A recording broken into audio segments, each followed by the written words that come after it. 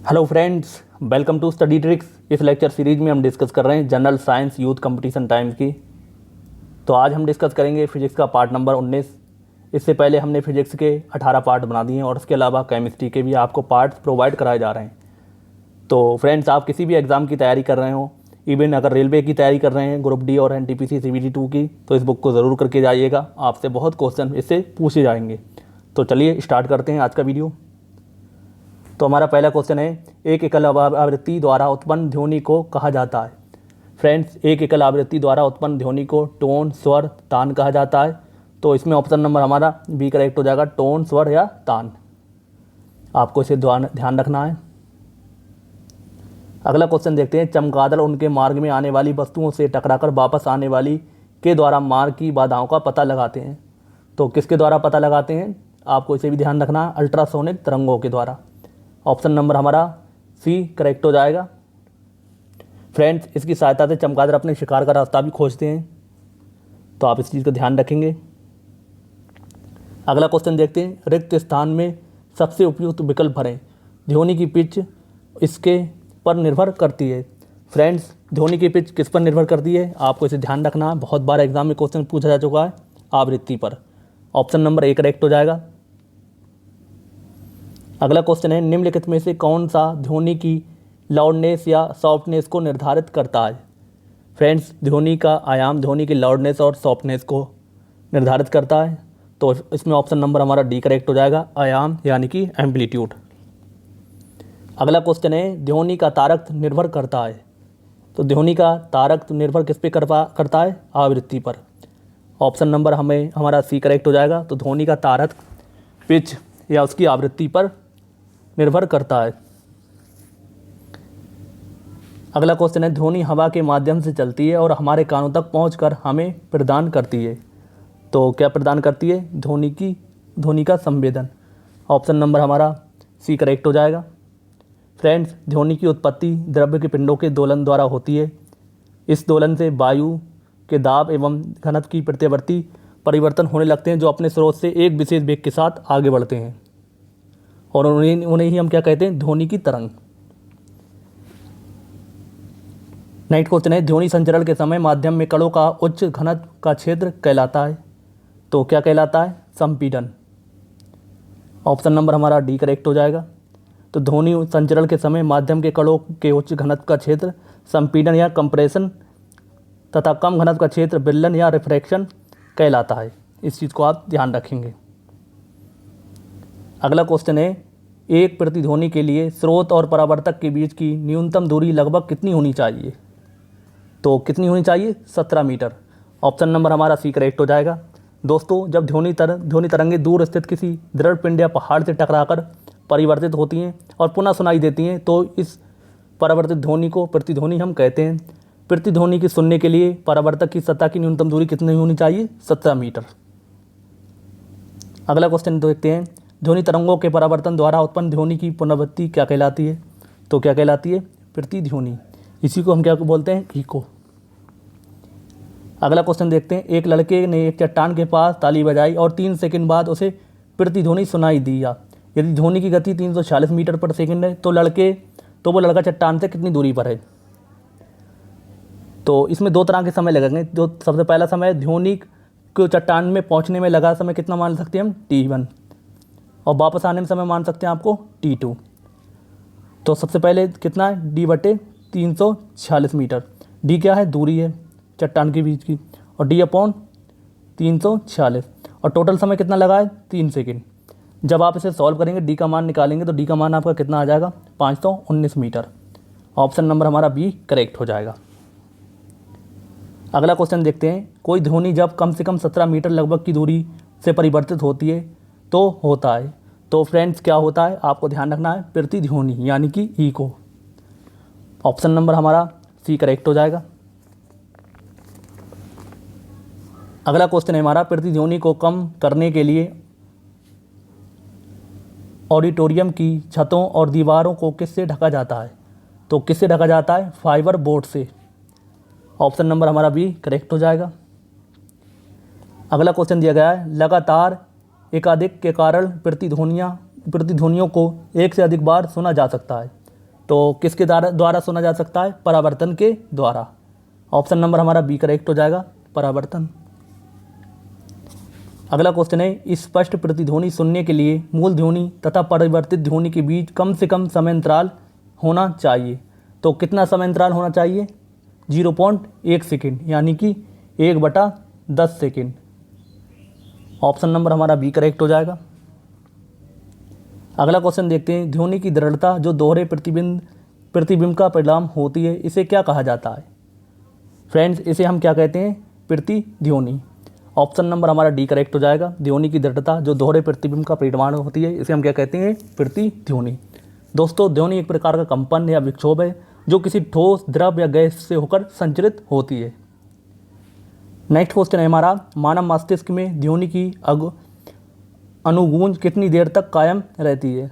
तो कितनी देर तक रहती है? 0.1 सेकेंड, यानी कि 1/10 सेकेंड तक। ऑप्शन नंबर हमारा सी करेक्ट हो जाएगा। अगला क्वेश्चन है, एक व्यक्ति ने चट्टान के पास ताली बजाई, उसे 4 सेकेंड बाद गूंज सुनाई दी, तो व्यक्ति से चट्टान की दूरी क्या होगी? तो मान लो आपकी ये चट्टान है और यहाँ पर कोई व्यक्ति खड़ा है, तो यहाँ की दूरी कितनी है? डी। अब इसने ताली बजाई तो ध्वनि कितनी चली? इतनी, और लौट कर भी कितनी आई? इतनी। तो मान लो सबसे पहले 2 तरह के समय लगेंगे, एक जाने में समय और दूसरा आने में। कुल कितना दिया गया है? 4 सेकेंड। तो ये क्या है? D/346, और दूसरा आने में D/346। कुल कितना है? 4 सेकेंड। जब आप इसे सॉल्व करेंगे तो आपका कितना आ जाएगा? 692 मीटर। डी का मान कितना आ जाएगा? 692 मीटर। तो ऑप्शन नंबर हमारा सी करेक्ट हो जाएगा। अगला क्वेश्चन देखते हैं, एक बड़े हॉल की दीवारों से ध्वनि के बार बार परिवर्तन को क्या कहा जाता है, जिसके परिणाम स्वरूप ध्वनि की अनुभूति बनी रहती है? तो उसे हम क्या कहते हैं दोस्तों? प्रतिध्वनि, यानी कि इको। आप इसे ध्यान रखेंगे। अगला क्वेश्चन दिया गया है, एक ध्वनिक अनुनाद यानी कि प्रतिध्वनि है जो कंपन में होने पर नियत स्वरमान पर गूंजता है। तो क्या होता है वो? संस्करण द्विभुज यानी ट्यूनिंग फॉर्क। ऑप्शन नंबर हमारा बी करेक्ट हो जाएगा। अगला क्वेश्चन है, अलग अलग प्रतिध्वनि को सुनने के लिए ध्वनि के स्रोत से अवरोध की न्यूनतम दूरी होनी चाहिए। तो कितनी होनी चाहिए? 17.2 मीटर, लगभग 17 मीटर। ऑप्शन नंबर हमारा बी करेक्ट हो जाएगा। आपको इसे ध्यान रखना है। अगला क्वेश्चन देखते हैं, इकोकार्डियोग्राम अधिक नज़दीकी से किससे संबंधित है? तो ये किससे संबंधित होता है? डॉपलर इफेक्ट से। ऑप्शन नंबर ए करेक्ट हो जाएगा। फ्रेंड्स, ये एक प्रकार का अल्ट्रासाउंड टेस्ट है। इसमें ट्रांसड्यूसर के माध्यम से अदृश्य ध्वनि तरंगों की जांच की जाती है। अगला क्वेश्चन देखते हैं, सोनार का पूरा नाम क्या है? तो सोनार का पूरा नाम क्या होता है? Sound navigation and ranging. Option number हमारा सी करेक्ट हो जाएगा। बहुत इंपॉर्टेंट क्वेश्चन है, हर एग्जाम में पूछते हैं। अभी NTPC CBT 1 के एग्जाम में कई बार पूछा गया है। अगला क्वेश्चन देखते हैं, निम्नलिखित में से किसे सोनार की मदद से मापा जा सकता है? तो सोनार की मदद से इनमें से किसे मापा जा सकता है? तो आपको ध्यान रखना है अंदर मौजूद वस्तुओं को, पानी के अंदर मौजूद वस्तुओं की दूरी और दिशा की गति को। ऑप्शन नंबर हमारा डी करेक्ट हो जाएगा। अगला क्वेश्चन देखते हैं, निम्नलिखित में से किसे सोनार की मदद से मापा जा सकता है? तो ये क्वेश्चन शायद रिपीट है, तो आपको इसे ध्यान रखना, पानी के अंदर मौजूद वस्तुओं की दिशा, दूरी, दिशा और गति को। अगला क्वेश्चन देखते हैं, शब्द राडार किससे व्युत्पन्न है? तो किससे व्युत्पन्न है? आपको इसे ध्यान रखना है, रेडियो डिटेक्शन एंड रेंजिंग से। ऑप्शन नंबर हमारा डी करेक्ट हो जाएगा। दोस्तों, राडार की आविष्कार किसने किया था? तो राडार का आविष्कार 1922 में टेलर एवं लियो यंग ने। तो हो सकता है एग्जाम में इनका नाम को भी आप पूछ लें, तो आप इसे भी ध्यान रखेंगे। अगला क्वेश्चन देखते हैं, एक सोनार में मौजूद मुख्य उपकरण क्या है जिसका उपयोग पानी के नीचे मौजूद की दूरी और गति का पता लगाने के लिए किया जाता है? तो क्या होता है ये? ट्रांसमीटर और डिटेक्टर। ऑप्शन नंबर हमारा सी करेक्ट हो जाएगा। अगला क्वेश्चन देखते हैं, समुद्र की गहराई निर्धारित करने पानी के नीचे की पहाड़ियों, घंटियों, पनडुब्बियों, हिमशैल आदि का पता लगाने के लिए किस तकनीक का उपयोग किया जाता है? दोस्तों, किस तकनीक का उपयोग किया जाता है? सोनार का, यानी कि साउंड नेविगेशन एंड रेंजिंग का। तो आप इसको ध्यान रखेंगे। अगला क्वेश्चन देखते हैं, जिस सामग्री से रोशनी लाइट पारित हो सके उसे क्या कहते हैं? तो उसे हम क्या कहते हैं? ट्रांसपेरेंट। ऑप्शन नंबर हमारा सी करेक्ट हो जाएगा। तो आपको इसे ध्यान रखना है। इसी को हम हिंदी में बोलते हैं पारदर्शी। क्या बोलते हैं? पारदर्शी। अगला क्वेश्चन देखते हैं, टिंडल प्रभाव प्रकाश के संबंधित है। तो टिंडल प्रभाव किससे संबंधित है? प्रकीर्णन से, यानी कि स्कैटरिंग से। ऑप्शन नंबर हमारा बी करेक्ट हो जाएगा। अगला क्वेश्चन देखते हैं, निर्वात में प्रकाश का वेग कितना होता है? तो निर्वात में प्रकाश का वेग कितना होता है? 3 × 10⁸ मीटर पर सेकेंड। ऑप्शन नंबर हमारा ए करेक्ट हो जाएगा। दोस्तों, प्रकाश एक प्रकार की ऊर्जा है जो विद्युत चुंबकीय तरंग के रूप में संचरित होती है। इसकी तरंग दैर्ध्य की रेंज आप ध्यान रखें कितनी होती है? 3900 एंगस्ट्राम से लेकर 7800 एंगस्ट्राम तक। तो आपसे हो सकता है इसकी ये रेंज पूछ लें। और प्रकाश की चाल निर्वात में कितनी होती है? 3 × 10⁸ मीटर पर सेकेंड। अगला क्वेश्चन देखते हैं, प्रकाश की गति अधिकतम निम्न में से किस माध्यम में होती है? तो किस में होती है? निर्वात में। ऑप्शन नंबर हमारा बी करेक्ट हो जाएगा। पानी में कितनी होती है? आप इसे ध्यान रख सकते हैं, 2.25 10⁸ मीटर पर सेकेंड। और कांच में यानी गिलास में कितनी होती है? तो ये होती है 2 × 10⁸ मीटर पर सेकेंड। तो इनमें से आपसे कोई सी भी पूछ सकते हैं। अगला क्वेश्चन देखते हैं, प्रकाश का क्वांटम सिद्धांत किसके द्वारा प्रदान किया गया था? तो ये किसके द्वारा प्रदान किया गया था? प्लैंक के द्वारा। ऑप्शन नंबर हमारा बी करेक्ट हो जाएगा। तो प्रकाश का क्वांटम सिद्धांत मैक्स प्लैंक ने दिया था। तो ये था हमारा E = hν, या इसी को हम लिख सकते थे hc/λ। आप इस फॉर्मूले को ध्यान रखें, हो सकता है इससे न्यूमेरिकल पूछ ले। अगला क्वेश्चन देखते हैं, रंग का विचलन कोण सबसे कम होता है। तो किस रंग का विचलन कोण सबसे कम होता है? लाल रंग का। ऑप्शन नंबर हमारा डी करेक्ट हो जाएगा। अगला क्वेश्चन देखते हैं, प्रकाश का एक अनुप्रस्थ यानी ट्रांसवर्स तरंग है साबित करती हुई एकमात्र घटना कौन सी है? तो कौन सी है ये? पोलराइजेशन यानी कि ध्रुवीकरण। ऑप्शन नंबर हमारा डी करेक्ट हो जाएगा। अगला क्वेश्चन देखते हैं, सूरज की रोशनी को उसके संघटक रंगों में कौन विभाजित कर सकता है? तो कौन कर सकता है? प्रिज्म। ऑप्शन नंबर हमारा सी करेक्ट हो जाएगा। दोस्तों, प्रिज्म क्या होती है? जब प्रकाश की किरण एक माध्यम से दूसरे माध्यम में प्रवेश करती है तो वो अपने पथ से विचलित हो जाती है। इसे क्या कहते हैं? अपवर्तन। तो अपवर्तन में जो कोई किरण टकराती है तो वो अपने 7 रंगों में बढ़ जाती है। इसी को क्या कहते हैं? प्रिज्म। जब पूरे टॉपिक को हम डिस्कस करेंगे तो इसे अच्छे से समझेंगे। अगला क्वेश्चन है हमारा, प्रिज्म क्या है? तो आपको बताना है प्रिज्म क्या है। ये उसके जरिए से गुजर रहे प्रकाश में तितर बितर करता है। ऑप्शन नंबर हमारा सी करेक्ट हो जाएगा इसमें। अगला क्वेश्चन देखते हैं, ऐसी वस्तुएं जो खुद प्रकाश उत्पन्न नहीं करती हैं उन्हें क्या कहा जाता है? तो ऐसी वस्तुएं जो खुद प्रकाश उत्पन्न नहीं करती उन्हें हम क्या कहते हैं? अप्रदीप्त वस्तुएं। ऑप्शन नंबर हमारा सी करेक्ट हो जाएगा। तो अप्रदीप्त वस्तुएं वे वस्तुएं जो खुद प्रकाश उत्पन्न नहीं करती हैं, जैसे कुर्सी, मेज, दरवाज़ा, ये सब क्या है? अप्रदीप्त वस्तुएं। और प्रदीप्त वस्तुएं क्या होती हैं? वे वस्तुएं जो स्वयं प्रकाश उत्पन्न करती हैं, जैसे सूर्य, लालटेन, जलती हुई मोमबत्ती, ये सब क्या हैं? प्रदीप्त वस्तुएं। आप इनको ध्यान रखेंगे। अगला क्वेश्चन है, किसी पदार्थ का अपवर्तनांक हवा में प्रकाश की चाल से किस प्रकार से संबंधित होता है? तो किस प्रकार संबंधित होता है? अपवर्तनांक बराबर होता है हवा में प्रकाश की चाल बटे प्रकाश की चाल। ऑप्शन डी इसमें हमारा करेक्ट हो जाएगा। अगला क्वेश्चन देखते हैं, वस्तुएं जो अपनी रोशनी से स्वयं उत्पादित करती हैं को कहते हैं हम क्या कहते हैं? उन्हें चमकदार वस्तुएं। ऑप्शन नंबर हमारा डी करेक्ट हो जाए, यानी को हम कहते हैं दीप्त वस्तुएं। अगला क्वेश्चन देखते हैं, हमें घास का रंग हरा दिखाई देता है क्यों देता है? ये हरे रंग का प्रकाश को वापस हमारी आंखों पर परिवर्तित करती है। ऑप्शन नंबर हमारा ए करेक्ट हो जाएगा। अगला क्वेश्चन देखते हैं, किस साल में ओलो रेमर ने इतिहास में पहली बार प्रकाश की गति को मापा था? तो किस साल में मेज़र किया था ये? 1676 ईस्वी में। ऑप्शन नंबर हमारा बी करेक्ट हो जाएगा। अगला क्वेश्चन देखते हैं, सितारों को चमकने के पीछे का क्या सिद्धांत है? तो क्या सिद्धांत है? पृथ्वी के वायुमंडल की विभिन्न परतों का वर्तनांक लगातार बदलता है। इसके फलस्वरूप सितारों की छवि की स्थिति समय के साथ बदलती है। ऑप्शन नंबर ए करेक्ट हो जाएगा।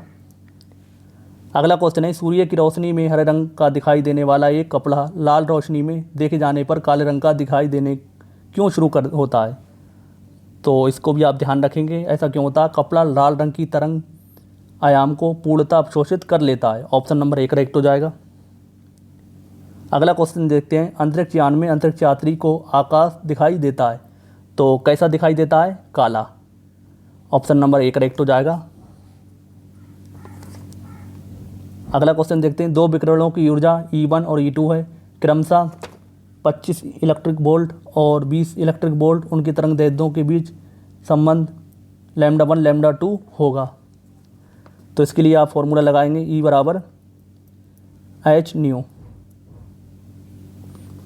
जो आपको अभी मैंने बताया था उसी फार्मूले से पे आप जाएंगे। तो आपको एनर्जी का अनुपात कितना दिया गया है? 25/50। तो ये किसका आ गया? न्यू1 और न्यू2 का। तो 1/2 कितना आ जाएगा? 1/2। न्यू बराबर होता है 1/λ, तो λ2 अपॉन λ1। तो λ1 बराबर आ जाएगा 2λ2। तो ऑप्शन नंबर हमारा सी करेक्ट हो जाएगा। इस चीज़ को आप ध्यान रखेंगे। अगला क्वेश्चन देखते हैं, वास्तविक सूर्योदय से 2 मिनट पहले सूर्य दिखना और वास्तविक सूर्यास्त के लगभग 2 मिनट बाद तक सूर्य दिखने के कारण के लिए किसे जिम्मेदार ठहराया जा सकता है? तो किस कारण होता है ऐसा? वायुमंडलीय अपवर्तन के कारण। ऑप्शन नंबर हमारा डी करेक्ट हो जाएगा। अगला क्वेश्चन देखते हैं, जब प्रकाश विरल माध्यम से संघन माध्यम में प्रवेश करता है तो क्या करता है दोस्तों? आपको इसे भी ध्यान रखना है। इसकी गति पूर्ववत रहती है, नहीं सॉरी, इसकी गति कम हो जाती है। ऑप्शन नंबर हमारा सी करेक्ट हो जाएगा इसमें। अगला क्वेश्चन देखते हैं, एक माध्यम जिसका अपवर्तनांक सूचकांक 1.5 है में प्रकाश की गति होगी।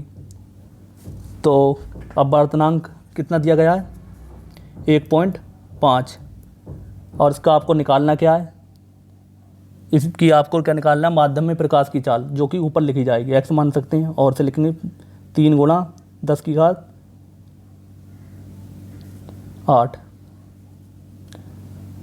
निर्वात में आपके प्रकाश की चाल निकालना है, माध्यम में प्रकाश की चाल निकालना। तो सॉरी, ये उल्टा कर दिया। तो 3 × 10⁸ x। तो x को इधर ले जाएंगे, कितना आ जाएगा? 3 × 10⁸ 1.5। तो ये कितना आ जाएगा? 2। तो 2 × 10⁸।